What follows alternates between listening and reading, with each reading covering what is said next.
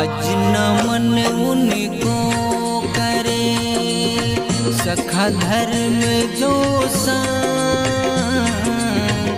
आज नमन उनको करे सखा धर्म जो बाल सखा है राम के कर विश्व गुणगान भैया कर विश्व गुणगान।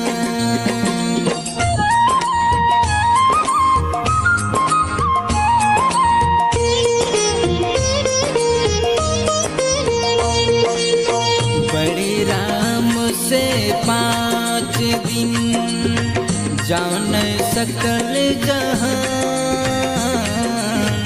बड़े राम से 5 दिन जान सकल जहान।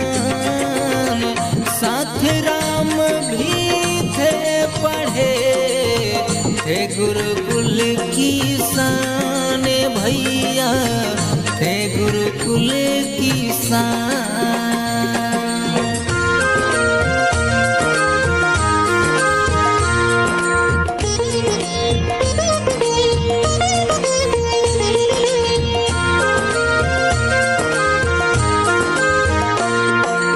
सदा राम आदर करे करे खूब सत्कार।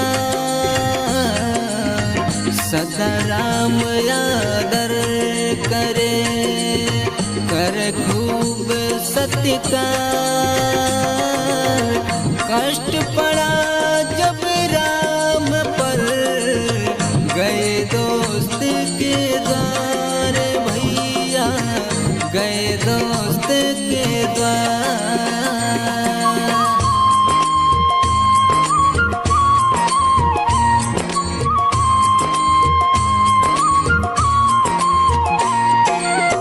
किया सखा सम्मान था बिना किसी संकोच।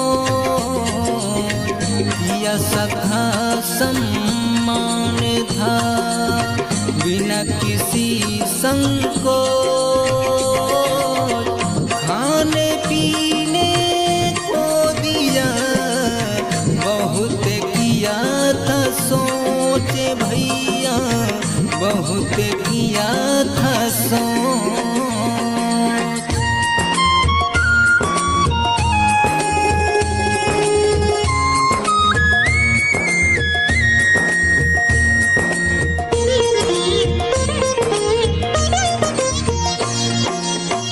दिया बिछौना था उन्हें श्री निषाद निशान।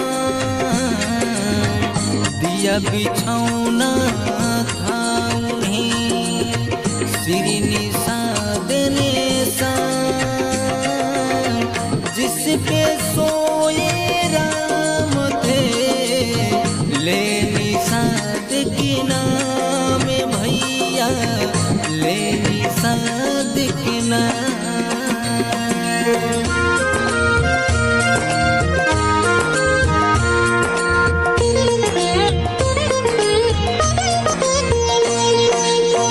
भरत शत्रुघ्न ने छुए प्रभु निषाद के पैर।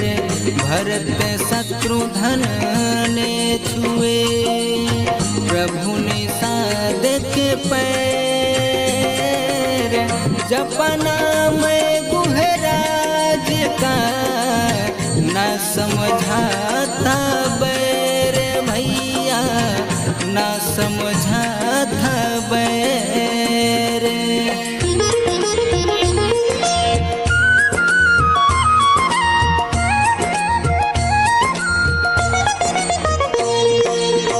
मुख्य अतिथि थे राम के राज तिलक के दौरान। मुख्य अतिथि थे राम के राज तिलक के दौरान। हुए थे हर्षित लोग सब रहे सभा की शान भैया, रहे सभा की शान।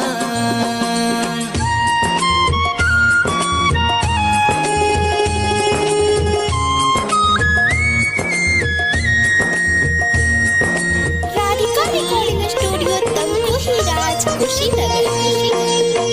हे निषाद महाराज जी, नमन करूं कर जोड़। हे निषाद महाराज जी, नमन करूं कर जोड़। दुष्टों का वध कीजिए, नरता रहे जो तोड़ स्वामी, नरता रहे जो तोड़।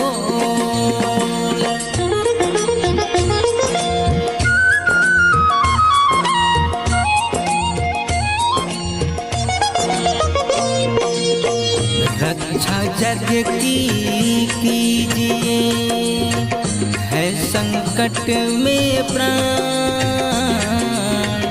रक्षा जग की कीजिए, है संकट में प्राण। विनती मम सुनी लीजिए, आप दया की खान भगवन, आप दया की खान।